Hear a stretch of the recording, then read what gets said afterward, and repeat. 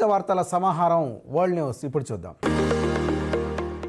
ఇరాన్పై సైనిక దాడి ప్రణాళికలను రద్దు చేసుకోనున్నట్లు అమెరికా అధ్యక్షుడు ట్రంప్ ప్రకటించారు. హర్మూజ్ను తిరిగి పూర్తిగా తెరవడం, ఇరాన్ అణుముప్పును అంతం చేయడం వంటి అంశాలతో కూడిన ప్రతిపాదిత ఒప్పందాన్ని ఖరారు చేయడానికి మరింత సమయం కావాలని ఇరాన్, ఇతర పశ్చిమాసియా దేశాలు కోరినట్లు వెల్లడించారు.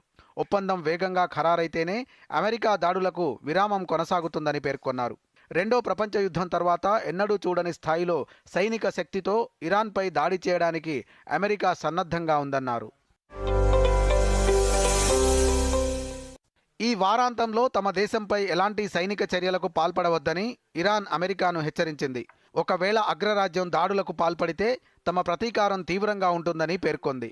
సౌదీ అరేబియా, యుఏఈలోని చమురు క్షేత్రాలతో పాటు ఖతార్, ఇజ్రాయిల్లోని గ్యాస్ క్షేత్రాలను బూడిద చేస్తామని ప్రకటించింది. కాగా అమెరికా, ఇరాన్ మధ్య ఒప్పందంలోని అంశాలపై ఖతార్, పాకిస్తాన్ దేశాలు విడివిడిగా అమెరికా, ఇరాన్ ప్రతినిధులతో చర్చలు జరుపుతున్నట్లు ప్రకటించాయి. వాతావరణ మార్పుల వల్ల అమెరికా, కెనడాలో కారుచిచ్చులు విధ్వంసాన్ని సృష్టిస్తున్నాయి. వాషింగ్టన్ రాష్ట్ర పరిధిలోని అటవీ ప్రాంతంలో మంటల వల్ల 4,50,000 ఎకరాలు బూడిదయ్యాయి. అవి సమీప నగరాలకు కూడా వ్యాపిస్తూ ఉండడంతో మంటలను అదుపులోకి తీసుకురావడానికి 4,000 మంది అగ్నిమాపక సిబ్బంది కృషి చేస్తున్నారు. తూర్పు వాషింగ్టన్లో సుమారు 2,30,000 మంది నివాసితులను సురక్షిత ప్రాంతాలకు తరలించారు. ప్రస్తుతం 3,000 ఎకరాల్లో అగ్నికీలలు చురుగ్గా ఉన్నట్లు అధికారులు వెల్లడించారు. బలమైన గాలులు వీస్తూ ఉండడం వల్ల మంటలు అదుపు చేయడం సవాలుగా మారిందని అమెరికా, కెనడా దేశాల విపత్తు నిర్వహణ విభాగాలు ప్రకటించాయి.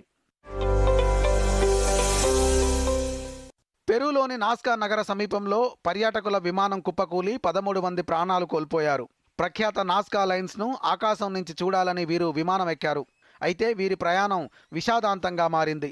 బయలుదేరిన కొద్దిసేపటికే విమానం ఓ పొలంలో కుప్పకూలింది.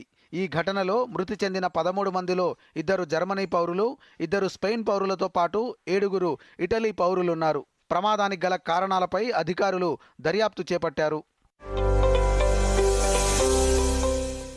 మొరాకో, స్పెయిన్ సరిహద్దు అంతర్జాతీయంగా చర్చనీయాంశమైంది. స్పెయిన్ ఆధీనంలోని సెయూటా సరిహద్దులకు మొరాకో నుంచి వేలాది మందిగా చొచ్చుకొచ్చిన వలసదారులు ఇప్పుడు వెనక్కి మళ్లుతున్నారు. ప్రాణాలకు తెగించి వచ్చిన వారు ఇప్పుడు తమ నిర్ణయాన్ని మార్చుకున్నారు. ఆఫ్రికా దేశాలతో ఐరోపా సమాఖ్యకున్న ఏకైక భూ సరిహద్దు ఇదే కావడంతో ఆఫ్రికా నుంచి ఐరోపా దేశాలకు వలస వెళ్లేందుకు ఈ నగరాన్ని ప్రవేశ మార్గంగా ఎంచుకున్నారు. ఈ క్రమంలోనే సముద్రాన్ని ఈదుకుంటూ సరిహద్దులు దాటుకుంటూ 60,000 మందికి పైగా మొరాకో నుంచి సెయూటాకు దూసుకొచ్చారు. ఇలాంటి వారు ఇప్పుడు స్వచ్ఛందంగా వెనక్కి వెళ్లిపోతున్నారు. ఇజ్రాయిల్, హమాస్ల మధ్య 3 ఏళ్లుగా సాగిన యుద్ధంలో అల్లకల్లోలమైన గాజాలో శాంతి పవనాలు వీచే పరిస్థితులు కనిపిస్తున్నాయి.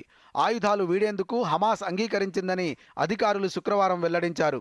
అయితే గాజా నుంచి తమ బలగాలను ఇజ్రాయిల్ ఉపసంహరించినప్పుడే తాము ఆయుధాలు అప్పగించడం జరుగుతుందని హమాస్ స్పష్టం చేసింది. దీనిపై ఇజ్రాయిల్ నుంచి ఎటువంటి స్పందన రాలేదు. మరోవైపు మిలిటెంట్ సంస్థ హమాస్ నిరాయుధీకరణ, గాజా ప్రాంతం నుంచి ఇజ్రాయిల్ బలగాల ఉపసంహరణపై ఒక అంగీకారం కుదిరిందని అమెరికా అధ్యక్షుడు డొనాల్డ్ ట్రంప్ ప్రకటించారు.